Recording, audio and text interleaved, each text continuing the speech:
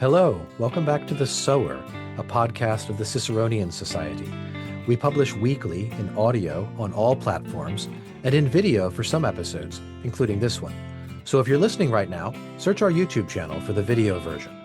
To learn more about us and our programming to support cultural and civic renewal, please visit ciceroniansociety.org. I'm Chris Anadale, and my guest this week is a familiar face, familiar voice on The Sower. It is our longtime host and Ciceronian Society Executive Director, Josh Bowman. Josh, welcome back. Good to see you, Chris. Happy Easter. Yeah, happy Easter to you as well. Happy Western Easter, I guess I have to say. That's right. Right, so Yeah. for Eastern friends waiting a few more days. I think we're a week away from Pascha, right? Right. So wanted to have you on The Sower today, Josh. In fact, a kind of competing hosts, because we both hosted a fair number of episodes of The Sower by this point. But we'll run this with me as the host and you as my guest.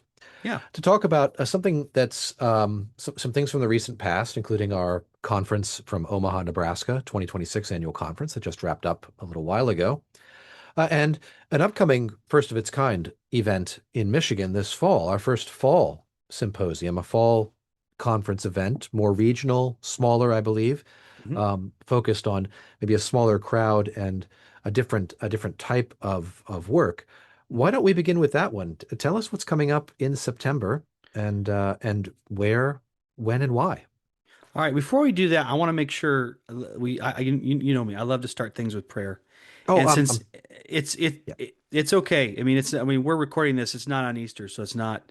We're pretending we're doing this on Easter. So I thought I would just start with a prayer from the Book of Common Prayer for Easter Day. Please join me in prayer. Almighty God, who through your only begotten Son, Jesus Christ, overcame death and opened to us the gate of everlasting life, grant that we who celebrate with joy the day of the Lord's resurrection may by your life-giving Spirit be delivered from sin and raised from death through Jesus Christ our Lord, who lives and reigns with you in the Holy Spirit, one God, now and forever. Amen. Amen. Well, I love Easter. I used to think I gave it a lesser place, I think, as a kid. Because you didn't get as many presents on Easter, and now that when you're older, just the difference it makes for us as Christians, the baptisms and the for in confirmations in some cases, it's a beautiful day, and I'm so glad we can share it with y'all. Yeah, so the fall event is actually in October. It's October 22nd through the 24th. It's going to be here in my where I live now in Holland, Michigan, in Western Michigan, that is a beautiful time to come here. Michigan, winter hasn't started yet. I have seen snow on Halloween, but that's probably the earliest I've ever seen it. We actually, a couple of years ago, we had about 6 inches. It melted by the next day, but it was bizarre. It's a beautiful time. That's about right when, especially here closer to the lake shore where we're at. We're about 30 miles southwest of Grand Rapids, really close to Lake Michigan. And the way the foliage works in the fall, it changes color from the inside to the outside because there's a lot more moisture along the coast of Michigan, and so the leaves here change a little later. So coming in late October is perfect. It's going to be a beautiful time. And one of the things and actually you've said this personally to me a couple times. You're like, these people don't want to wait a year to see each other again. Right. So when we have this we always have our spring event in Omaha, went really, really well. About 138 people, I think, at our peak. Really well attended, really well done. Just a lot of great presenters and speakers. And it was a cool town. Omaha had lots of good food. They had a world-class zoo that I went to by myself. That's a funny. I'd love to see some security footage. Like, did the grown man walks into zoo by himself? There was no one there. And I walked into the primate area and they were just looking at me like, hey, you came home. And so that was really cool. I recommend the Omaha Zoo to anyone who's listening to this. But the spring event has always been, in some ways, member focused, I think is the way to put it, right? We're there to present on our research, the things that we're working on, sharing it with one another and saying, hey, can you give me some feedback, some ideas? And so it's very much driven by that. Also just bringing the members together to reunite and connect and network. saying, "Hey, this job opening's coming up," or "Hey, are you looking to publish here, etc." It's a great networking event. All of that will still be true for the fall symposium, but the way I envision this is a narrower focus on a very specific theme that will change every year, right? For those of you who haven't been to our conference, the spring conference, the themes are essentially tradition, place, and things divine, right? Which is always our themes, but it's still that can go a long way, right? I mean, we had this year we had panels on H.P. Lovecraft and Adam Smith, and what else did we have? We had several on C.S. Lewis. Yes, everyone C.S. Lewis and education, liberal arts education, um, American history, American political thought. So all kinds of great things. In the fall, the goal is to say, let's focus on this particular, maybe not a single question, but a much more narrowly conceived idea, and with the hope of sharing that content and those ideas with the outside world, right? So it's not just, hey, let's talk to each other. It's let's talk to each other and to those beyond the Ciceronian Society, because we have a embarrassment of riches when it comes to scholars and ideas and just really good people, good teachers, good speakers. I can't take credit for any of that. It's such a gift of God and His grace that He has brought these people into our lives to do this, and I think we have a great opportunity to share it. And so this year, so like I said, it'll be on October 22nd to the 24th in Holland, Michigan. We'll be at the Hayworth Hotel and Conference Center, which is right downtown Holland, which is a very walkable city. A lot of places you can walk, restaurants and shops you can walk to from around there. It's right next to the campus of Hope College.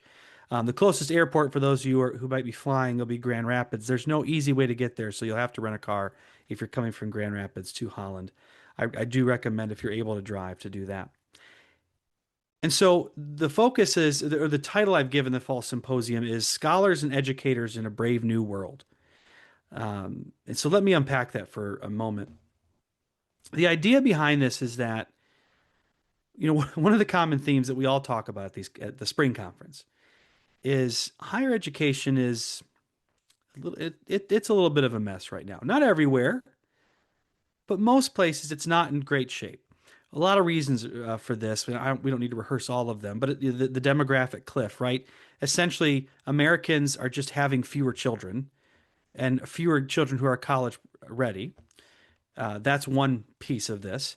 The other piece is that the perceived value of that college education has declined precipitously in the last decade, especially. Uh, Americans in particular just don't value it as something worth the money anymore. And of course, the cost has only increased. It's just astronomical how much it has gone up. Yeah. And so, what do we do? Do we just abandon education after high school? Do we just stop going? And that's not our position, right? We're not. Formation is a lifelong thing. And we tend to focus primarily, actually entirely, on the education of those after high school, after 12th grade, adults, from young adults to seniors and everything in between. And so, how do we rethink, reform, redo, if you could, higher education or just adult moral and intellectual formation in America? And I think we're at a really exciting moment for that. Uh, Whenever things are not going really well in kind of the status quo, if you will, the institutions that have carried this for a long time, that's a great opportunity for entrepreneurship, or as some people call it, edupreneurs. No, you don't want me to say it? Okay. I don't like the term. You don't It like the doesn't sound term? good. Okay. Well, it's something I saw on LinkedIn. So why would that be cringe at all? And so it's whatever it is, entrepreneurs. This opportunity is not to just complain and despair and scream at the sky. Instead, we want to say, what are we doing? First of all, that's working. It's different. And what can we do? What are some ideas we have that we haven't really tried yet that we want to play with? And so I think this is a great opportunity for some really thoughtful, imaginative, creative people who are working in this space to come out and say, "Hey, this is what we're doing or thinking about in terms of not just higher education, but adult vocational ed or seminaries or let's say the formation of people online or in churches or uh, whatever it happens to be. I'm open to a lot of suggestions here, and let's talk about it. Bring your ideas to us. Tell us what you've been doing or are thinking about doing. We'll give you some feedback, some give and take that will be helpful moving forward, and we'll get excited with you. Right? This is a great opportunity to have hope for higher education and adult formation. And so I think that's a quick summary of what we're doing. But I appreciate your questions on how we can flesh this out more. Well, here's a question for you, Josh. Yeah, It seems to me one of the hazards that faces any conference that's trying to talk about education and higher education, especially that requires travel. Perhaps we just yeah, spoke about travel difficulties. uh, is that it's going to attract mainly professors, like, hmm college educators, people who have the focus, the resource, the leisure, sometimes the institutional support to make that trip, to write that paper, to present it, who have a sort of an obligation or a need to create research and get conference line presentation lines on their CV. So how's this particular symposium going to be focused on drawing in, which populations beyond the professorate or the sort of the grad students, professor adjacent type people? Who else is this going to appeal to, and how? And how is the discourse here going to be sort of friendly and open to those groups of people? that's a great question. With the spring conference, we're certainly open to those what we might call them non-traditional academic audiences, right? People who are they're clergy, they're independent scholars. Those people show up. Not a ton, but they do show up and they're welcome and a great contribution to what we're doing. Same thing with classical education. Yeah, some For of those people this, present at the conference as well. Yeah. yeah, they're presenting, but this, I mean, it would certainly benefit from the experience of faculty. So I don't want to discourage them, but one of the big things that we've been pushing for several years now, both kind of behind the scenes and in our conferences, is we know that this intellectual discipleship and moral and intellectual formation, they don't just happen at colleges and universities.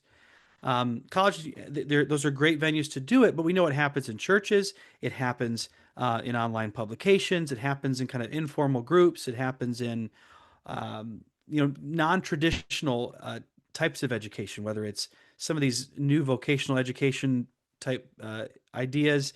There's a lot of what's it called, alternatives to seminary popping up lately as well, which we can get into that.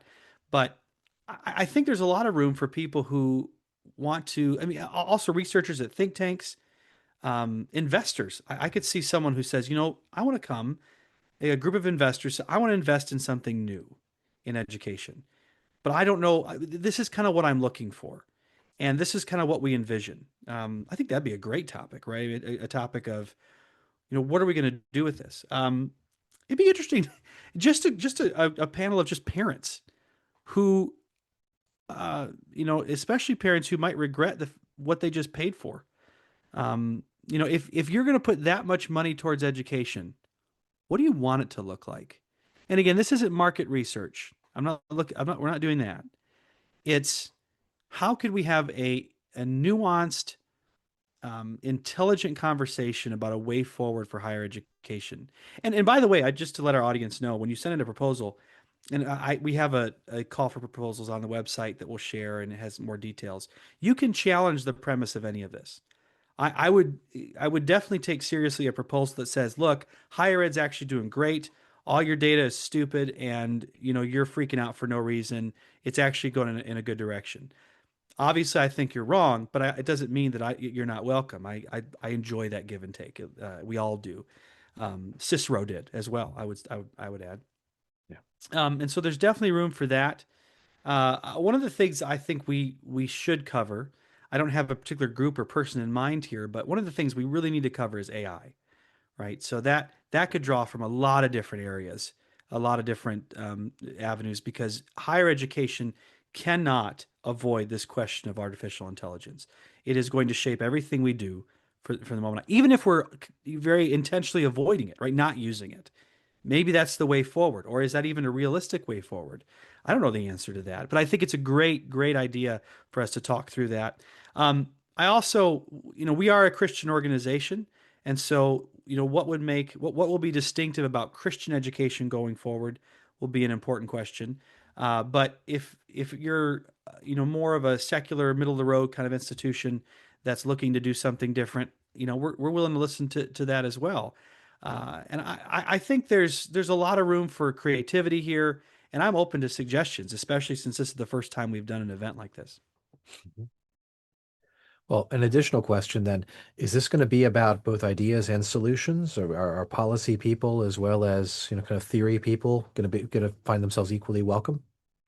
Yeah, well, the answer, of course, is yes, but I don't know if I want to make that such a stark distinction, if that makes sense. Yeah. I because I think, especially for a group like the Ciceronian Society, if you come to bring us and you're going to present a bunch of policies, we're probably going to ask you theoretical questions, right? If you come present a theory panel or a paper, you're going to get a bunch of practical questions, Yeah. as it should be. By the way, I think that's okay, right? You can come and say this. Look at this vision of education I have. Okay, well, a lot of us are going to ask, well, how the heck are you going to do this? How is it going to pay for itself? How can an educator make a living doing this? Or do you realize the opportunity cost of choosing this route as opposed to the status quo? Right? And maybe the opportunity cost is worth it. Maybe it's worth discarding something that we've been using that isn't working. Right? If it isn't broken, don't fix it. Even if it's broken, either fix it or get rid of it. And so I think there's something to that. So I could definitely see some policy folks or some policy researchers getting involved in this. But I could also see those who are working in the philosophy of education generally jumping in as well. Because one of the things we may have to do is uh, re rethink, reword the primary questions that are animating higher education reform in the first place. I think that's a big part of what's going on here is when because higher ed is all over the place trying to figure out what the crap we're going to do from the highest to the lowest levels. And part of the problem is that a lot of us are not asking the same questions. This comes up especially, and this may trigger someone here, but if you've ever been in a college or a university and your administrators bring in some bajillion-dollar education consultants to tell you things you already knew, um, this this is responsible for high blood pressure among many faculty. At the same time, it's not that they're always stupid, but it's that the faculty are asking completely different questions than the education consultants. Well, hey, if you're an education consultant, you're welcome to propose a panel here and offer your arguments as to why your methods are. Actually, that might be interesting. I don't.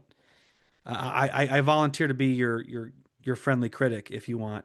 I've done it before informally. So we could probably, we're not asking the same questions. So what are the best questions to ask for how we go forward with this? So I guess that's another way of answering that. Yeah, thank you. I appreciate that. You mentioned earlier that this is going to be something more of an outward-facing or public-facing event, going to people beyond Ciceronian Society members and stalwarts and people who are interested.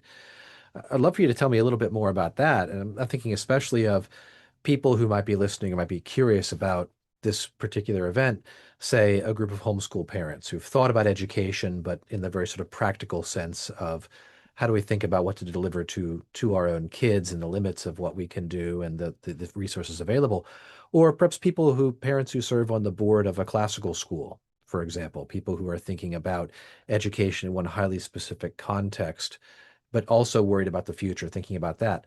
Where's the sort of appeal for them about what's going to be going on in Holland this fall? Yeah. So one of the things that's interesting is there is what I've noticed. This is simply anecdotal. I don't have data on this. Is among homeschooling families and classical education, they haven't thought a ton about what comes next, right?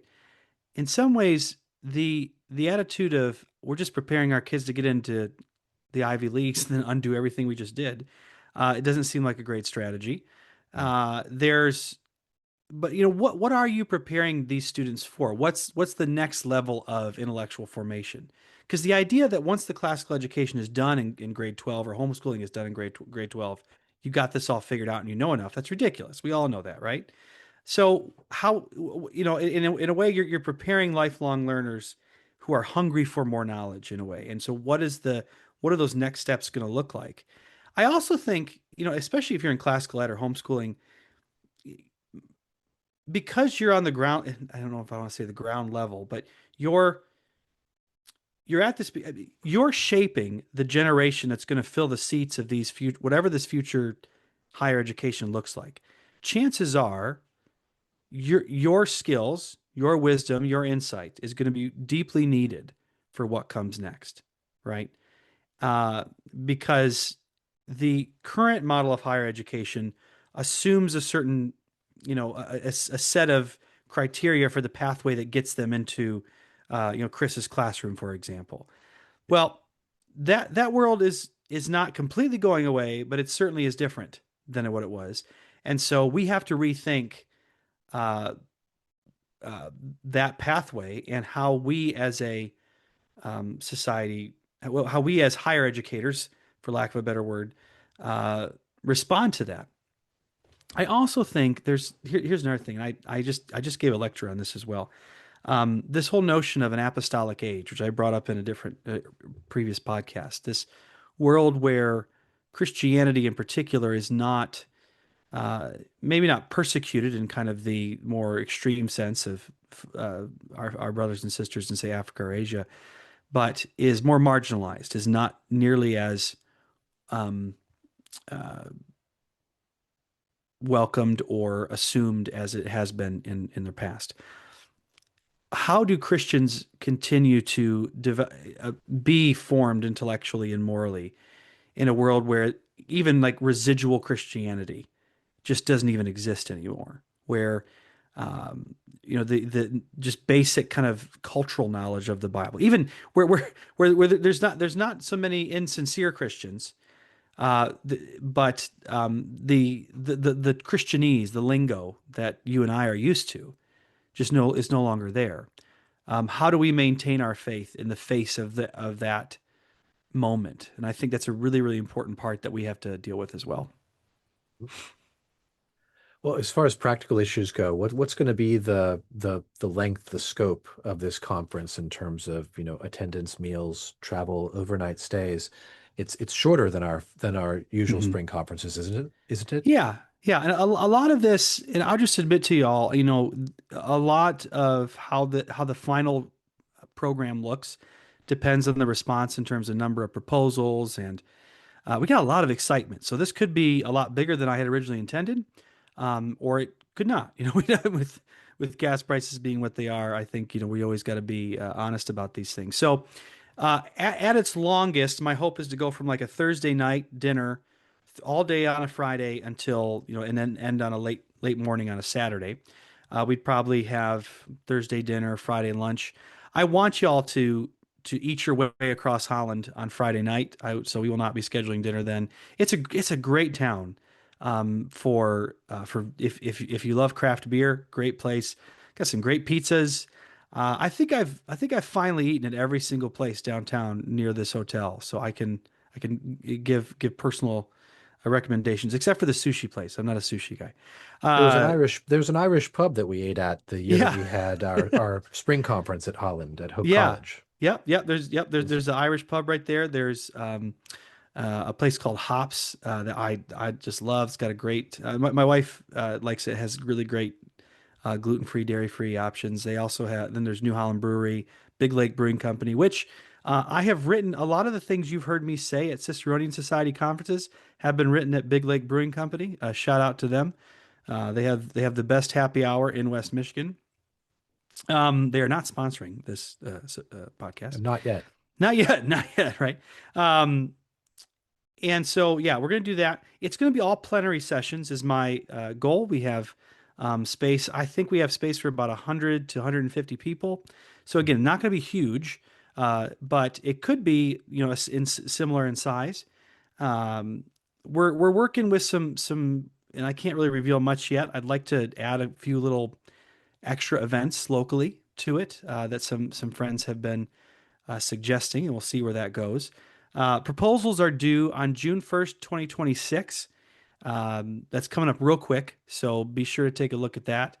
And please help us spread the word. So June 1st, 2026. And I'm going to try and do a quick turnaround as me and a couple other people are going to be looking at these proposals and putting together a program.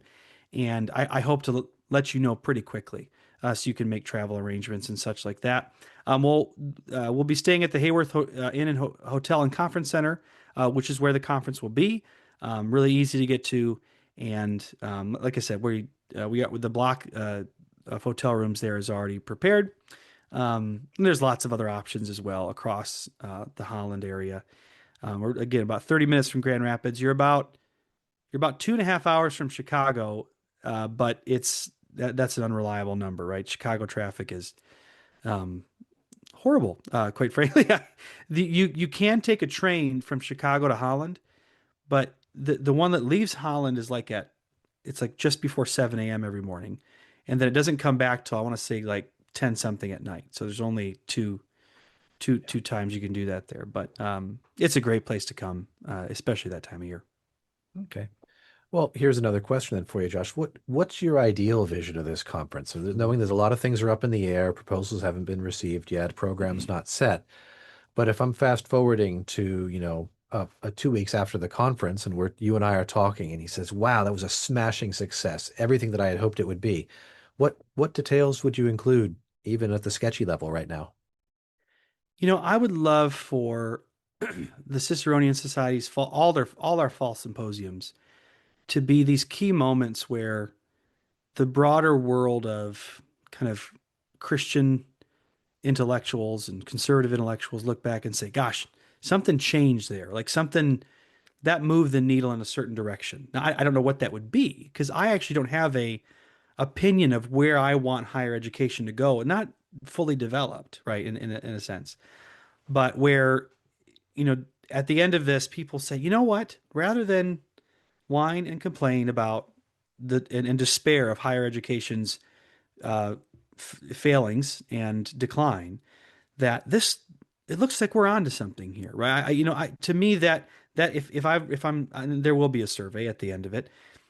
One of the questions I want to ask is, do you have more hope for the future of adult intellectual and moral formation in America? And I hope the answer is yes at the end of this, that we understand a way forward. It doesn't look so hopeless, doesn't look so pointless.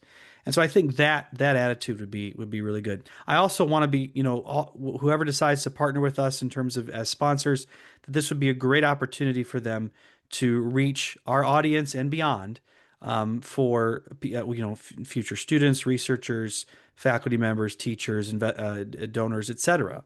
Right? We're not here just to hold on to all the attention as a Ciceronian Society. We have a lot of friends, and I want more people to know about my friends. It sounds like a simple way to say it, but I think that's exactly what we're doing. It's like, look, I got some really cool friends. They're way smarter than me. They got some great ideas. They're doing great things. I would love for you to know about them. And here's an opportunity to do that. We're working. One of the things I didn't mention earlier about the practical side is I'm working right now with some folks here locally, developing a plan for recording each of the sessions professionally. We at the time of this particular podcast, I can't promise that there will be a live stream option. That is my goal, to do a live stream option, but live streaming and recording are two different animals, and how we manage that is not clear to me here in April of 2026. But hey, I got 6 months to figure this out, and some smart people who can give me some answers. So I'll let you know later this year if we're going to live stream or not. That's great. That's very exciting as a possibility. We've never tried anything like that before, I know. No. This is going to be very, very nice for reach a lot of people that way, I trust. Hmm. Let's take a look back a couple of weeks. It's been not that long since we just wrapped up our big annual event that we've been doing for over a decade now, Hmm. our big 3 day, sometimes 4 day conference we had at this time in Omaha, Nebraska at Creighton University. Hmm. Looking back on that, what were some of the successes of that? What did we do for the first time this year? What were some of the successful things that you think we can build on going forward? And what were some of the experiences there that you think people might find reflected in the Fall Symposium if they chose to attend that as well? One of the things that in this to go to that last question, the experience of the Ciceronian Society, first of all, we had our keynote speaker, Bill McClay, and the word he used, he said he swore he would never use it, but he used it. He used the word vibe. He said, "You all have a vibe here," and he meant that positively. And I think you'd be hard pressed to not get the same vibe here in Holland. These are just some great people that we bring together. They're kind, they're thoughtful. Um, and they're a bunch of nerds, so they're going to be a little awkward and goofy, but that's what you sign up for. We're not we're not we're not trending anywhere, right? You're not going to see Ciceronians on TikTok. No, I promised years ago we would never do that. Anyways, so I think you'll get that.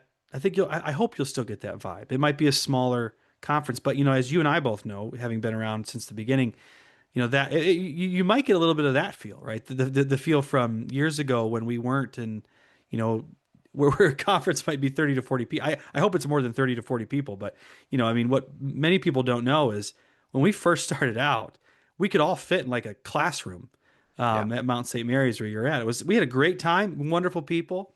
I wouldn't trade those days for anything, but yeah, we might get a little more of that small feel. Um, but so some successes. We had a great time with. We had three great speakers actually. Bill McClay knocked out of the park. I'm hoping to work on that recording to share it with everyone pretty soon. It's called "Dreaming of Ariadne," was the title of his talk. And Bill McClay, of course, is a legendary professor of American history. He's at Hillsdale College, been around for a long time, familiar face and voice. His book, his two-volume work, I think it is, "Land of Hope" as a textbook of American history. Um, is probably one of the best textbooks in American history to come out in recent memory. And it was just such a joy for him to be there. I knew he would fit right in. I had told him he would fit right in. He certainly affirmed that and confirmed it. Brilliant man, and we were happy to have him. As James Patterson called him, he's the most aw shucks professor ever, and that is true. Someone who could, if he really wanted to, be really pretentious because he genuinely probably has read more and knows more than most of the people in the room. But you never would get that impression. And I think that speaks very highly of him. We also had another brilliant scholar of American history and political thought, and that was Jane Calvert. She spoke on her book, Penman of the American Founding, which is a biography of John Dickinson. I think the interview that James Patterson did with her went really, really well. That was a really, really good talk. A lot of things that even most of us educated folks had never known about John Dickinson and about the founding and his role in it. I think he's unjustly overlooked by scholars on the American founding, and she has done a great job reflecting that. And she was the winner of our Herbert J. Storing Prize for 2026. By the way, just a plug for that. Nominations are open for the 2027 award. You can go on the website and check that out. It has to have been published between July 1st, 2024 and July 1st of 2026. Anything within that window that deals with the American founding can be nominated, any particular book. So take a look at that and get some more details. That has become a really just a great treat for those who are here. Um, Other highlights. I love the space. Creighton University. They were a wonderful. They're just a really generous host for this. In the Menard Center for Economic Inquiry, great people. Yeah, they were very That generous to they, us. they were they were very generous. Great food. Hmm. Um, it was a good location. Omaha it was a really good city. I could definitely see us going back there someday. I do want to apologize, however, to the many people who got stuck because of the storm, including Yeah. how long were you there? How many extra days? Two, but I had relatives to stay with, so it wasn't Okay, as yeah, inconvenient for me as for some others. yeah. That was quite. Freak snowstorm can't be helped. No, no, you're right. I mean, I can't. I cannot plan around the weather. I just barely made it home. So I drove. It's about a nine. It ended up being a 12-hour drive home. I broke down. I didn't break down. I had a flat tire in Iowa City. Kudos to Jordan Baller at Center for Research Culture, Center for Religion, Culture, and Democracy, who was riding with me, my wingman in that on that particular day. We had a little good time in Iowa City, finding what seemed to be the only restaurant that was open. And yeah, we made it home, stayed ahead of the wind and the snow. But that was quite the drive. And a lot of people got stuck there. I still haven't heard a lot of stories yet about, the people who were stuck there, who because you're stranded with friends. Mhm. If you're going to be stranded with friends. Yeah. And I hope they enjoyed themselves. There were some folks who took impromptu road trips. That sounded like a lot of fun. And it's the kind of crowd where you could do that with, right? I think there's even if it's someone you Mhm. just met that weekend, Yeah. it would have worked out quite well. That was certainly I wouldn't necessarily say it's a highlight, but it's part of it. Grateful to the folks at Christian Halls International. They sponsor one of our lunches, and Nick Ellis gave us a very moving talk of his vision for place-based education. I suspect he'll be involved in the Fall Symposium. And yeah, I think they're a good example of someone who's rethinking higher education for a brave new world, as I put it. And so I think there's going to be a lot that comes out of that. We were also really excited to announce, and a lot more coming on this, folks. So you're going to have some questions, but something called the Logres Institute for Classical Liberal Studies. This is going to be probably our most ambitious project we've ever launched, led by our friend Josh Herring, and it will be essentially a certificate program for those in classical education, as well as those kind of just starting out in classical education. Because one of the things that we've noticed is that even if you got like a BA or an MA in education, it doesn't mean you have the content knowledge to teach in classical ed, right? And so the hope is that this particular certificate program allows us to make up for that deficit. Because one of the things that is so true about not just classical education, but whatever a renewed higher education is, many of us are going to be trying to give people an education that some of us have never had, right? And so we got some ground to make up. Some people have more than others. I'm one of the one of those people. There's a lot that I still have not read and need to. So I think this is going to be a good opportunity for us to expand how we serve the church, classical educators, students, and others. And I'm really excited to share more about that later this year. That will be launching in October around the same time as the Fall Symposium. So that will be part of the programming as well. Josh, at the spring conference, I know I told some people, and then some people said similar things to me, just at the level of vibe, Mhm. things felt sort of elevated. It felt not just that we were in a beautiful facility with great recording and very generous hosts and a great number of people we've seen before, but people who'd been to two or three conferences said, something feels different. Feels like we've arrived. We're doing things. I don't know if it's felt more professional or just felt like we're sort of part of a big group that's moving forward. Did you have any feeling like that? And do you have any way of accounting for it if you did? Yeah, I mean, it's one of those things is that there's no secret formula, but we know how this goes now. I feel like there is a way in which it runs itself, and once you create a set of expectations and standards, and just you get the right people involved, you start to just you do it. It starts to run more smoothly because you don't really have to do it. I mean, there's a lot of decisions they don't have to make anymore, right? They make themselves, and so that's super helpful. I think one of the simple things that we've done in the last 2 years is just added more signage and um, our logos on more stuff, if that makes sense. And so it does feel more official, if you will. Like we're not just putting stuff together. James Patterson likes to talk about us being a bunch of church dads throwing together an event over a weekend, and it still feels that way a little bit. But it does. There does seem to be a moment where, like, well, okay, we need to up the game. The expectations are higher, and we're able to meet them now. I think there's still a little bit of that ragtag mentality, right? We're not. I don't want folks who haven't been there to think that we're cheap.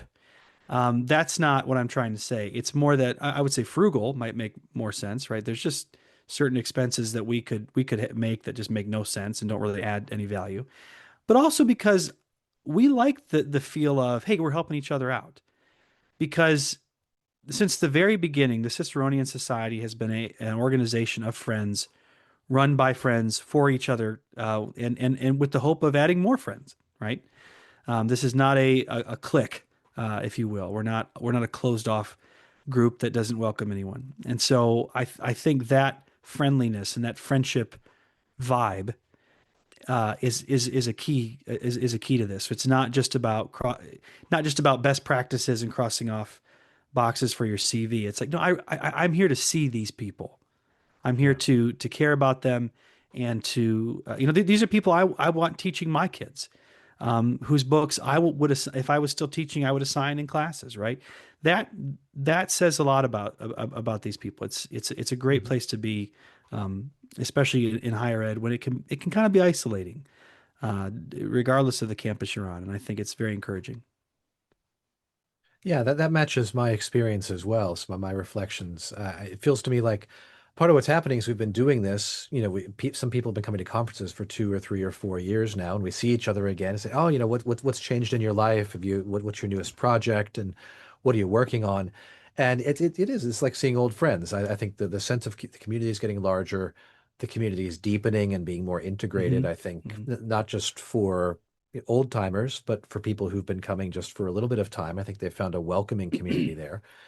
And it feels to me like we really are, sort of growing and building. Some people maybe can't come every year, but some people came back after not being with us last year, and we're doing a lot of catching up, and we're feeling Hmm. like, okay, we're our tribe is growing, we might say, even if we're not all dedicated to one single project. That Right. was kind of my experience reflecting on it with my daughter, who came with me for the Hmm. second time to the conference back in March. Hmm. I'd like to look, we've talked about the Fall Symposium coming up this October. We've talked about the 2026 spring conference that was just held a few weeks ago. Let's talk about farther into the future, the March 2027 conference that's coming up, our next big one. What's Hmm. that going to be like? Where and what kind of things do you think will characterize it? Yeah, well, hopefully it's better weather because we're heading to Regent University in Virginia Beach, Virginia, March 11th through the 13th, 2027. As in previous years, the proposal deadline will be September 1, and then we'll try and have the program put together pretty quick. This is likely to be our biggest conference we've ever had. Just given where, in terms of just geographically, the distribution of the network that we have created, our members, et cetera, it's within driving distance of a very large number of friends. And so I think this is going to be really good. The folks at Regent have been overwhelmingly welcoming and helpful and encouraging. We've actually been talking with them for months now. Right after the conference was when the one in Omaha was when we figured out some of the final details so that I could finally announce it. So yeah, I'm really excited about this. Virginia Beach it's a cool area, right? I mean, we're heading back to an area with lots of both with just historical sites as well as sites for the natural environment, and of course there's a beach, right? Someone joked with me. They said, "Well, you're going to get a hurricane now that you had a snowstorm in Omaha. Like if we get a hurricane in March, I quit." Okay. Um, but yeah, I mean, I think when our friends from Virginia Beach who were in Omaha finally made it home, and it took them a while, Mhm. I think that it was like 80 or something, 80 and sunny, which is not Wow. fair for those of us living in Michigan. And yeah, I think it's gonna be a really, really good event. Like I said, it's gonna be big. We're gonna be at the Founders Inn. That's a beautiful hotel. Which is on campus there, and just really, really looking forward to this. Regent is really interested in bringing us to campus and has been, like I said, supportive. And I think this is a part of a statement they're trying to make as well, a statement that we share in the sense of the intellectual seriousness of Christianity. Um, whether you're evangelical, Catholic, Orthodox, Protestant, Anglican, whatever you are, right? There is certainly a reputation for Christians being not as what's the word, intellectual, which is just ridiculous.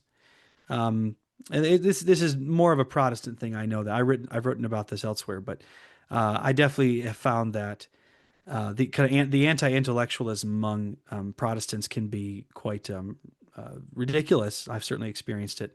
But folks at Region are like, you know what? We want to double down and say the intellectual discipleship matters. Thinking Christians are that's a good thing. Jesus was the smartest man to ever live, and we want to follow him and think, and imagine, and reason, and write like he would, as people who have been spent time with Jesus. Right? a part of our mission that we share with a school like Regent and as well as others, right? Places we've been, Grove City, Belmont Abbey, right? These are great partners, great friends, and I'm really glad we get to go there this year. That's awesome. That's great. Now, the spring conference does not have a named theme, so we're wide open as to Yep. disciplines and proposal types. People should just send us what they have, completed panels if possible. Absolutely. I definitely, yeah, we definitely prefer completed panels. That just from we don't have an office and I'm the only employee. It definitely makes life way easier if you propose a panel. Now, if you don't have a panel to propose, you should still send in your paper. Don't let that discourage you.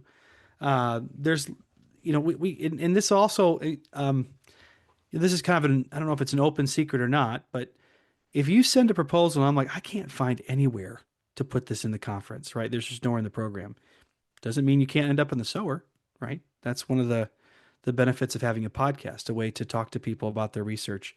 That's not always the case on the Sower, by the way. It's a little bit of a little Yeah. mixed bag here, but we want to see what you're doing, and we'd love for you to send stuff in. Anyone in the humanities and social sciences, if you're clergy, if you're at a think tank, if you're an independent researcher, if you're someone who is in a in a non-humanities or social science discipline, but you're doing something humanities and social science-y, right? That would be fine. We have lots of people show up, lots of political scientists, political theorists, historians, theologians, economists, philosophers. Who am I missing? Literary scholars, classicists, of course, and everyone in between. So we certainly welcome you and hope you can be part of the community we're building. It's fantastic. Okay. The deadline's again, June 1st for submission to the fall conference Right? and September 1st for submission to the 2027 spring conference. Yep, and that's also the deadline for the Herbert J. Storing Prize nominations too. So that same day, both the spring conference and the Herbert Storing Prize. Excellent. Okay. Well, this is a good place for us to wrap up the episode. Josh, is there anything more you wanted to share with the audience before we sign off? I think we're good. Happy Easter. Christ is risen. He is truly risen. I want to thank the audience very much. You've been listening to The Sower, a podcast of the Ciceronian Society. We hope that you will like, subscribe, and share this episode with a friend, help to spread our message and expand our network. We are going to be publishing weekly, The Sower, so come back next week for another episode. And thank you for watching. Goodbye.